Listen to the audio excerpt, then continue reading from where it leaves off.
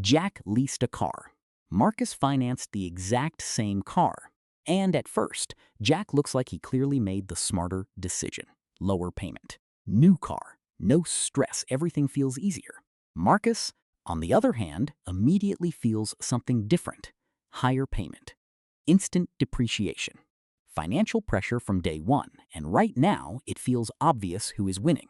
Jack is ahead. But pause for a second. Because if you think you already know the answer, you're probably missing something deeper. Not about cars, but about how money actually behaves over time.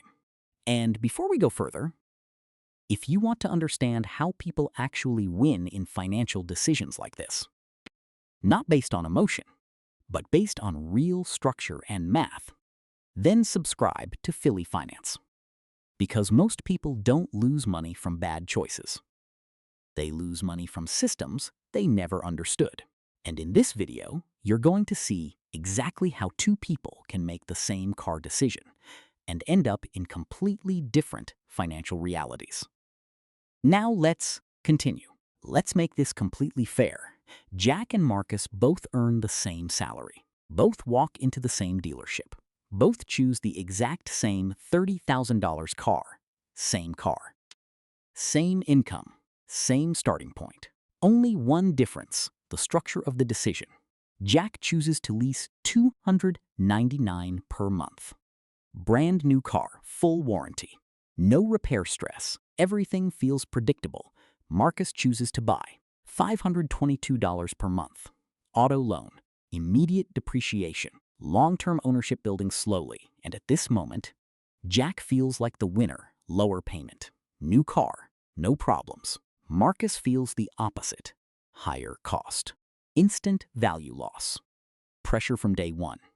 But here's where something subtle happens. Because both of them think this decision is final. But it's not. It's actually just the beginning of a long timeline neither of them is thinking about yet. Now let's slow it down. The car is $30,000. The moment Marcus drives off the lot, it drops to around $27. Zero. That loss feels instant. And emotionally, it feels like a mistake. But financially, it's only the first visible change, because the real change is happening somewhere else, inside the structure of the loan. Now, here comes the first curiosity break. Because if both decisions look normal right now, why do they lead to completely different outcomes later? And the answer is not visible yet.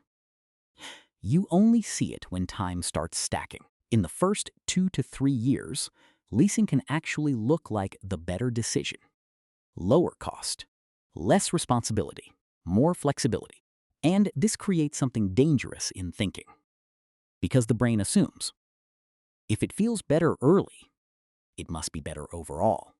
But that assumption is exactly where the mistake starts. Jack continues comfortably. New car every cycle. Predictable payment. No maintenance. Stress. Everything feels stable, but something important is not happening. There is no accumulation. No progress marker. No finish line appearing anywhere. Only repetition. Return, lease, lease, return. A system that feels modern, never moves forward. Now here is a deeper question. If Jack is always in a cycle, why does it feel like nothing is wrong? Because repetition hides cost, and that is one of the strongest financial illusions. Marcus continues differently. At first, everything feels heavy. Higher payments, instant loss in value, constant pressure, and a feeling of being behind. But something changes quietly over time. Not emotionally, not dramatically, but structurally. His loan starts shrinking, month by month, step by step, even when nothing feels different on the surface. Something is moving underneath. Now here comes another curiosity spike. Because if Marcus feels worse early, is actually moving toward ownership, and Jack feels better early, is not building anything. Then what does winning even mean in this system? The answer is not visible yet, but it is forming. Now let's zoom out slightly. After a few years, Jack returns the car, no asset, no value, no ownership, and immediately resets the entire structure. New car, new lease. Same cycle, and without realizing it, he has entered a permanent system of restarting. Marcus continues his loan, still paying, still uncomfortable, still slower than expected. But now something becomes noticeable. The balance is getting smaller, and for the first time, there is not speed, direct. Now here comes another pressure point. Because systems that move slowly forward often feel worse than systems that reset quickly. But only one of them actually progresses.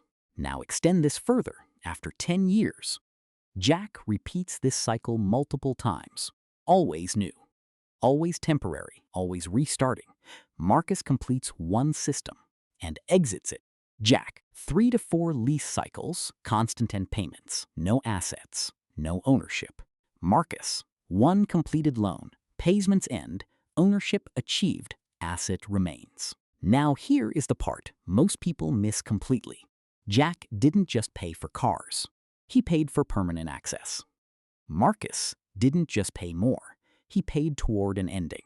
And that creates the real question underneath everything.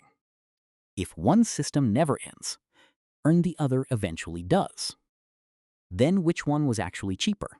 Not monthly, not emotionally, but over time, because the real trap was never leasing or buying. The real trap is judging long-term financial decisions using only monthly payments instead of lifetime structure. And once you see that clearly, decision stops being about cars. It becomes about systems, because monthly payments are easy to compare, but lifetime outcomes are not. And most people never realize they didn't just choose a car. They chose a financial timeline. Jack chose repetition. Marcus chose completion. And that difference quietly changes everything. And once you see that clearly, the decision stops being about cars. It becomes about systems. Because monthly payments are easy to compare, but lifetime outcomes are not.